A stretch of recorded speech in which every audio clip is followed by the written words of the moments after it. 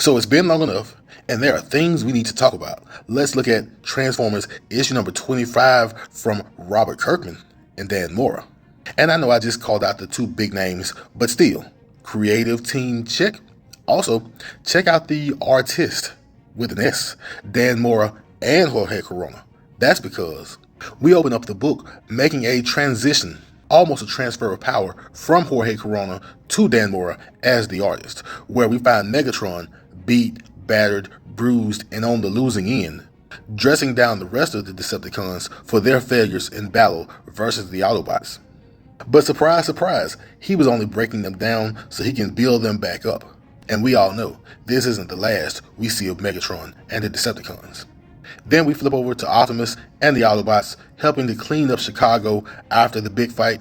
And of course it's a big team effort. It's the Autobots. What would you expect? I will say that it's funny that it happened to Chicago twice in modern Transformers. Although we do find one Decepticon that didn't make it back to headquarters with Megatron and the rest. He's not the only one, just the only one we're talking about now. Then we start to get to the meat and potatoes with this military guy who looks all too happy to be here helping clean up the remains of the Chicago fight. I mean, I know he's getting a paycheck, but who really wants to be there with that big of a smile? But he invites Prime back to his base in a undisclosed location because he's got a couple of secrets to divulge to Optimus Prime. A, there are a couple more Autobots who made it to Earth the hard way. And B, whatever military group this is, knows about and has a stockpile of Energon. And then we meet with the leader of this military outfit, Miles Mayhem. Don't know who Miles Mayhem is? Go ahead, hit that Google machine. I'll try to mask my excitement for now. Oh yeah, and Elita 1 has not forgotten that Optimus Prime chose to defend Earth over defending Cybertron. And let's just say, they're not going to be on the same side anytime soon. And that was some of the goings on in Transformers issue number 25. I was really excited. I've been holding this in for weeks.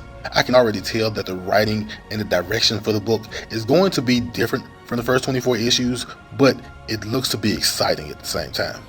And I spoiled a couple of things, but trust me, I left some meat on the bone. The Ark was gone, the Ark came back, what was behind the Ark, who was in the Ark, what did they see while they were gone? Don't just listen to me ramble and assume you know everything about this book. If you haven't, pick up a copy. Check out Transformers issue number 25.